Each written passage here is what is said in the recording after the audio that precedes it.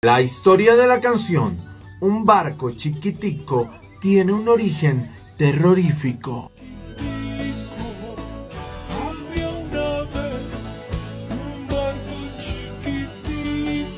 En 1855, Juan, un joven marinero uruguayo de solo 27 años, había soñado con navegar los vastos mares desde que era un niño. Su amor por el océano y su deseo de explorar lo llevaron a embarcarse en un barco pequeño llamado La Esperanza. La tripulación contaba con 6 hombres, incluido Juan, y tenían 7 años navegando juntos. Este barco chiquitico fue construido para realizar rutas cortas de comercio, pero el capitán de La Esperanza recibiría una jugosa propuesta con un destino hórrido y espeluznante. En el puerto de Montevideo, un misterioso hombre con ropajes finos ofrecía mucho dinero para que lo llevaran a la isla de Lobos. Esta pequeña isla se encuentra a unos 8 kilómetros al sureste de la costa. Aunque la distancia en sí no es demasiado grande, llegar a la isla de Lobos puede ser muy difícil debido a las condiciones marítimas adversas. Muchos barcos más grandes y en mejores condiciones lo habían rechazado, pero el dinero era más del que ganaba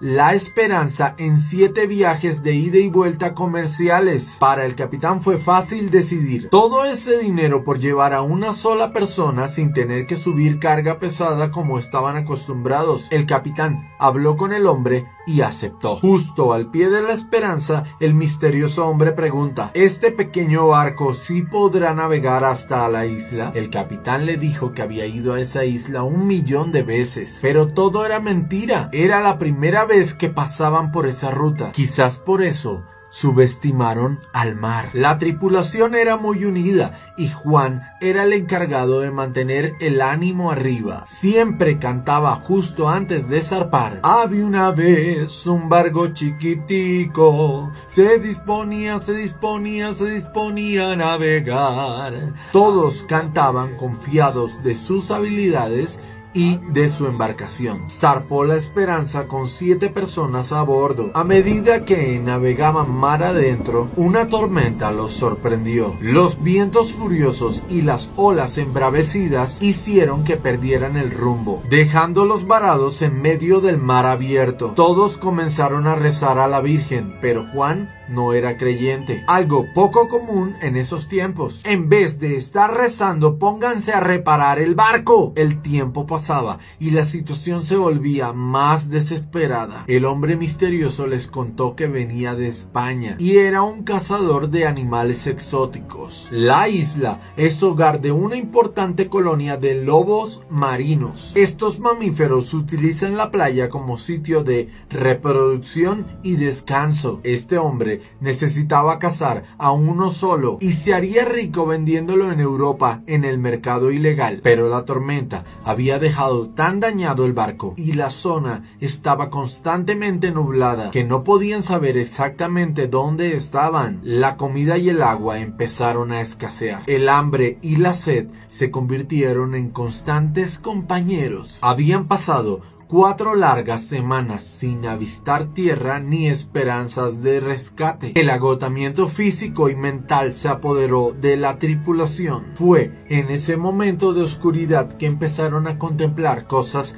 absurdas. Tenemos que comernos a alguien. ¡Al cazador! ¡Sí! ¡Al cazador! Él mata animales que no deberían morir por la mano humana. Si nos lo comemos, sería poesía divina. Matemos al cazador. ¡Comámonos al cazador! Estas eran algunas de sus conversaciones, pero ninguno se atrevería porque al rezar la conciencia no les permitiría realizar tales actos. Su fe los hacía sentir mejor. Pero Juan no tenía ese tipo de alicientes. Él solo sentía hambre, dolor y sed. Todos estaban comenzando a alucinar. Justo en la semana 7, Juan comenzó a cambiarle el enfoque a la canción que siempre cantaba. Había una vez un barco chiquitico que no podía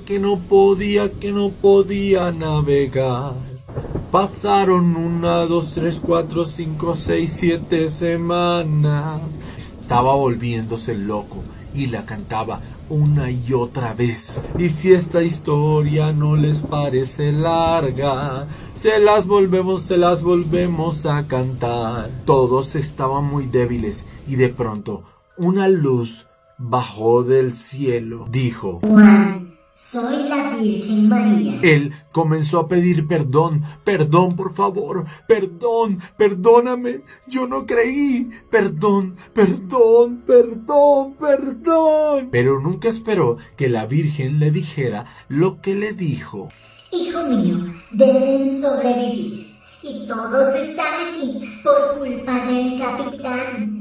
Si se lo comen y sobreviven, el cazador aún podría pagar lo prometido. Y así se fue lentamente la luz que solo vio Juan, que solo escuchó Juan. Sus compañeros tenían tanta hambre y debilidad que solo se dejaron llevar por el reciente ímpetu y fuerza de voluntad que había adquirido Juan, alimentado por su nueva fe. Entre todos ataron a un capitán sin fuerzas y con ayuda del cazador acabaron con su vida y repartieron su carne. Qué irónico, estaban perdidos, estaba perdida la esperanza.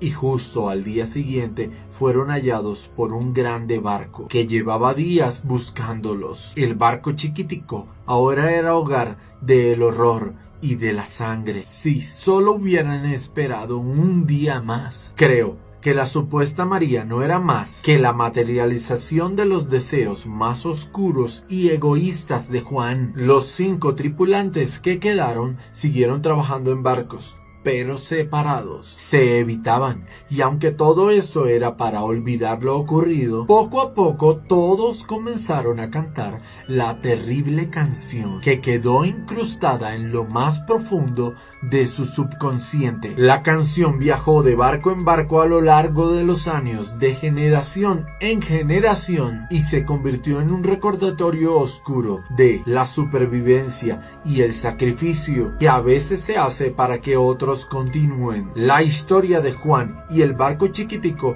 quedó grabada en los anales del folclore marino de Uruguay. Que no podía navegar. Ahora, dime tú, ¿qué piensas? Escríbeme a Instagram. Quiero conocer y contar tus historias de terror. Yo te cuento cosas para que seas alguien en la vida.